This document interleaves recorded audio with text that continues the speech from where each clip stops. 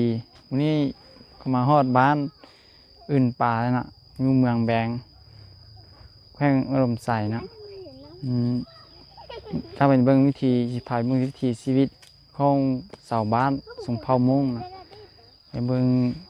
มันเขาเป็นอยู่เนี่ยได้นะ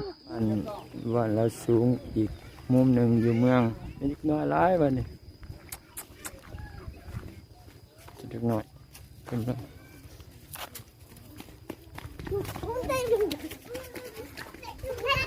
เราสูงบ้านน้องปลาเมืองแบงแข่งลมใส่เป็นหมู่บ้านของชนเผ่าเราสูงหรือว่าเผ่ามงเพื่อนเขาไกลๆคือกันเกือบหมดทุกหลัง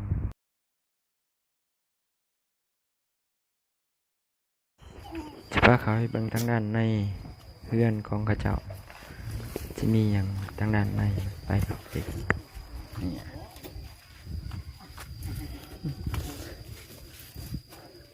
ชื่อทานสิเข้ามาในเฮือน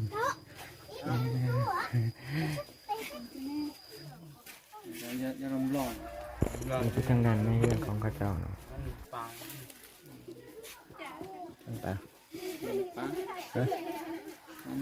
ปลาบันลุงปลามีคือกันเลยเนาะนี่เนาะนี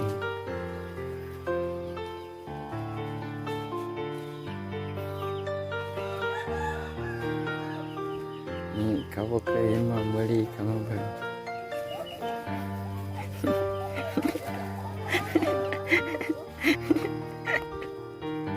ครับพบเลยครับโอเคเราลุงเราสูงคนมากับม่อมอัน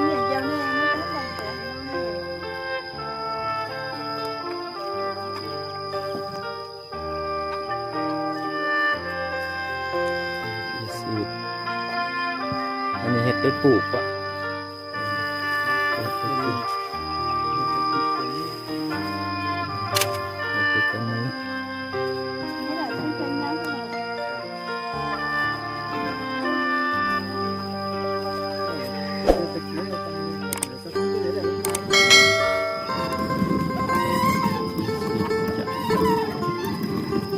เคยเห็นไม่เคยเห็นเคยเห็นแน่บทในสลีเกือบเด็ดบท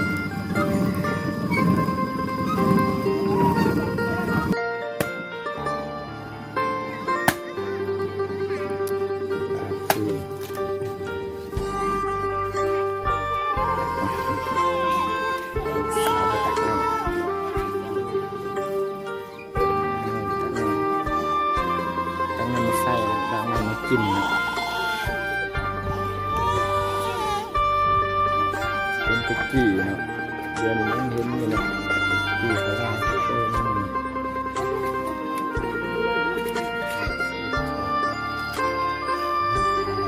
ไม่ก็อุ่นรูป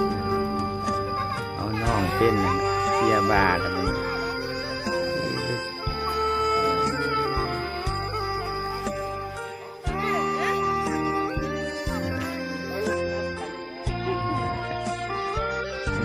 พี่น้องมาเบอร์รี่นะไปเด็กน้อยบอกเคยเห็นหมดเลยนี่ข้าจะพาไปหรอกเด็กน้อยบอกเคยเห็น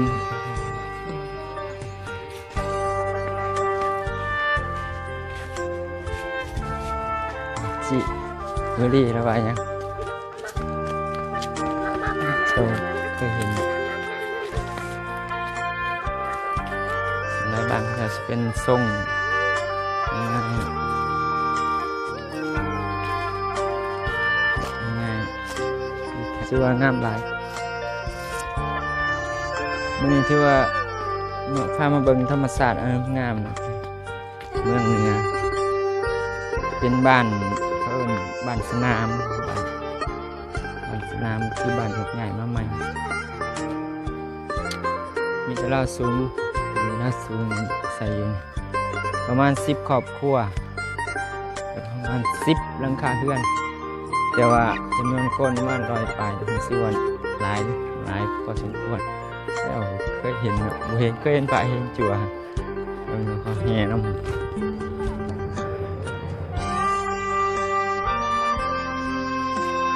บรรยากาศงาม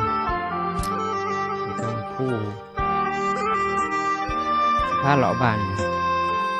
มือนี่ผ้าเหล่าบานบ้านเอื้อยครับซึ่งเลยบอกว่า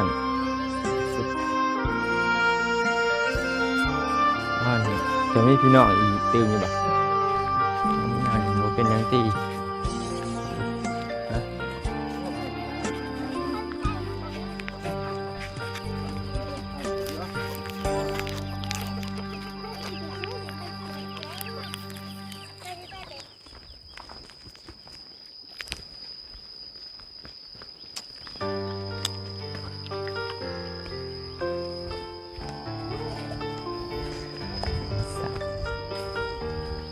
มีน้องปลา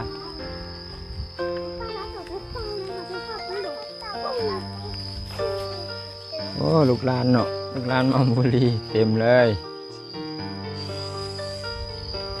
น้ำโอ้ดีนี่แหละเย็นดี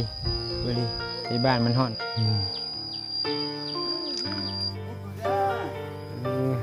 แจกเงินเดิมเด้อ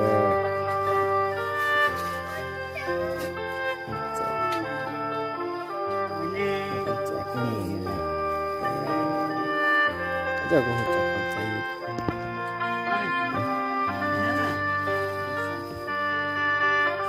ก็จะอาบน้ำกันเนาะก่อนอาบน้ำของเราวันนี้ยางมาจะปู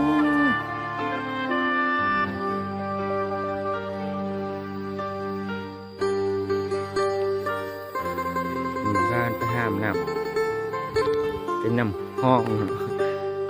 มองไปบุกไปเห็นตามมาเลยนี่นะจับ